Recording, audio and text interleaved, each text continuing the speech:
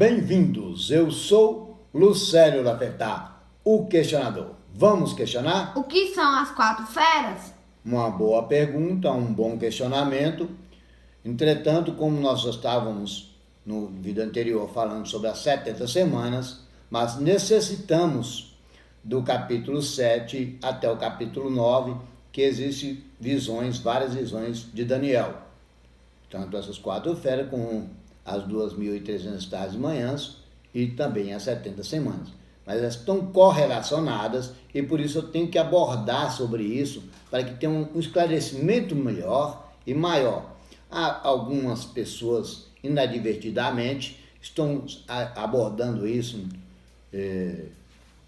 na internet e também o Adventismo já fazia isso há muitos anos. Há mais de 30 anos atrás eu já questionava sobre esses fatos e sobre outros fatos relacionados à palavra, porque via incongruência na denominação religiosa que eu estava sobre as verdades bíblicas. E como eu já tinha um aprofundamento sobre isso e a cada momento buscando mais, veio-me sempre me aprimorando sobre isso. E então, o que eu vi é que essas pessoas estão querendo desaprovar toda a visão do Adventismo, toda a interpretação da visão do Adventismo sobre isso, que também foi uma visão do Miller antes do Adventismo ou qualquer outro, porque ele começou a interpretar isso e levando também a mensagem do sábado.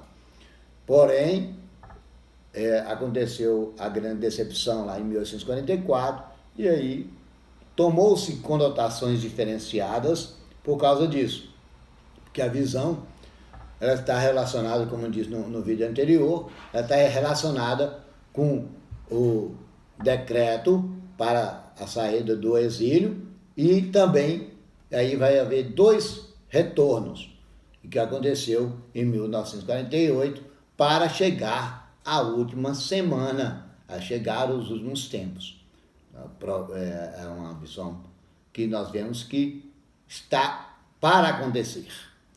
Então, essas pessoas fizeram uma interpretação errônea, né, desacreditando das 2.300 manhãs, porém o Adventismo, ele desviou de algumas coisas, porque os pioneiros do Adventismo eram antitrinitaristas.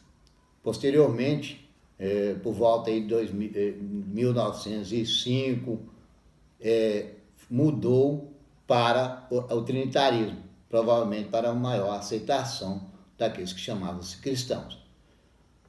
Então, eles não criticam isso, porque também são trinitaristas ou têm essa visão, né, de deuses ou o próprio Messias como Deus. Também essa visão do fato da interpretação que eles relataram aí que criaram o Antigo Epífanes, isso já sabia desde aquele tempo lá, há mais de 30 anos atrás, porque nos relatos católicos eles colocaram Antigo Epífanes para não colocar o verdadeiro, né, naquela ponta que acontecia. Então, eu vou falar sobre eles, vou ler o texto.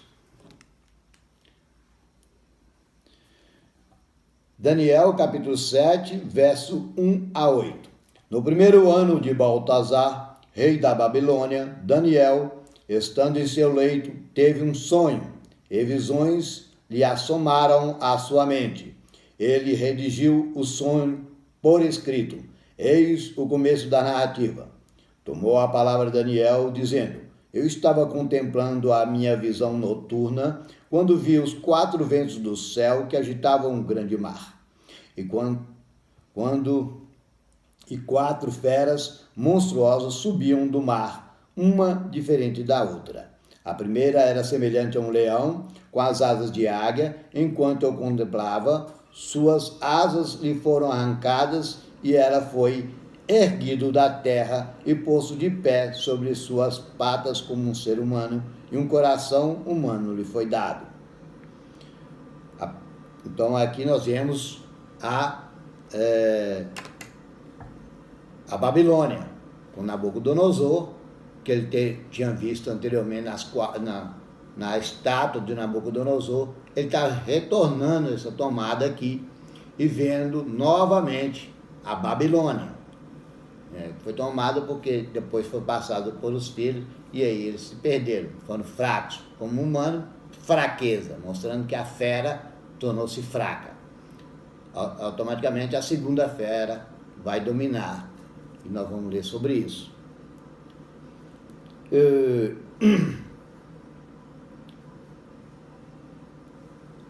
Quando eu contemplava as asas, apareceu a segunda fera, completamente diferente, semelhante a um urso erguido de um lado, com 3 costelas na boca, entre os dentes. E estes diziam: levanta-te, devora muita carne. Depois disso, continuando eu a olhar, vi outra fera. Então, essa aí é o Medo Persa. Medo Persa, Ciro, Dario e os outros demais reis, que também é explicado na Bíblia, né, nas visões de Daniel. E o Gabriel vai avisá-lo e vai mostrar isso a ele. Então vai demonstrar, tem sempre aquele que vai alertá-lo sobre isso e vai esclarecer sobre esses fatos. Né? Esses aqui estão mais fáceis porque já está explicado, já foi explicado. Então nós sabemos que o reino babilônico, depois o Medo Persa, e a próxima fera vai ser... Depois disso, continuando eu a olhar, vi ainda outra fera, semelhante a um leopardo, que trazia sobre os flancos 4 asas de ave. Tinham também 4 cabeças e foi-lhe dado o poder. Então, aqui mostra o quê? O reino grego, 4 cabeças, é um reino representado as 4 cabeças, e quem eram? Os 4 reis que depois subiram, depois de Alexandre, né? Então, essa aí é uma interpretação muito fácil, explicada também na Bíblia já claramente.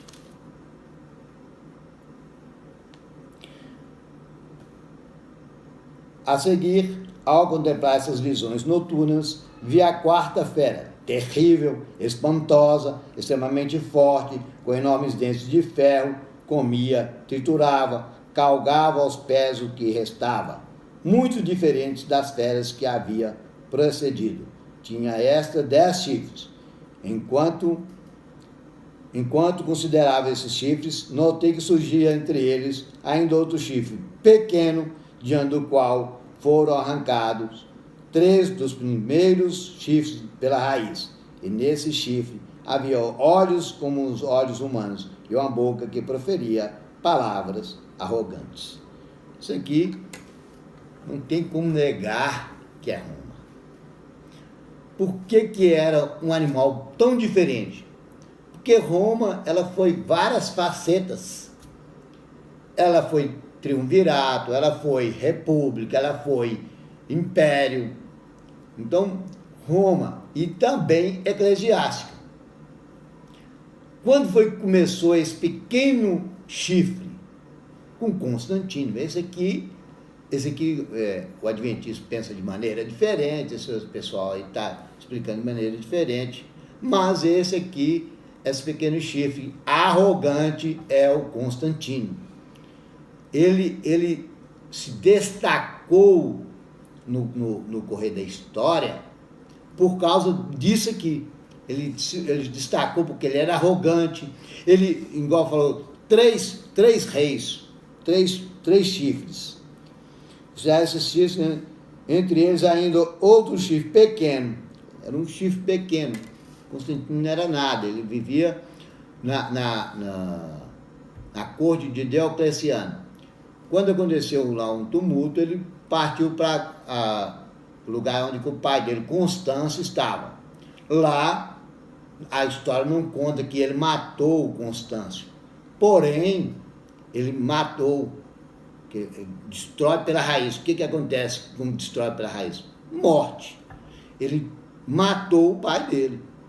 A história não consta isso, mas na hora que ele estava com o pai dele de repente morreu.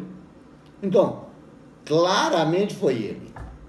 Isso aí acontecia constantemente. Então, Constantino, ele fez isso, para tomar o poder do pai. Primeiro o rei morto, primeiro chifre arrancado pela raiz. Posteriormente, ele matou o Magêncio, que era outro imperador que tinha sido eleito lá depois de Diocleciano, e Licínio. Licínio era cunhado dele. Então, todos eles eram parentes, de uma maneira ou de outra, dele. E ele foi tão arrogante que ele matou a mulher, matou o filho, trucidou o filho, matou os cunhados. Então ele tinha nas suas mãos sangue. Então, ele era arrogante, ele não importava para que meios ele subiria ao poder. E foi assim que ele chegou ao poder, com sangue. Ele chegou ao poder destruindo, derrubando, e alçou a condição de único imperador romano. Isso aí, de ter outras visões sobre isso, essa aqui é a máxima, que é ele mesmo. Inclusive, ele criou duas Romas. Uma, a Roma, onde ele estava, e depois ele criou a Roma do Oriente, conhecido como Constantinopla, hoje Istambul. Então, era outra Roma.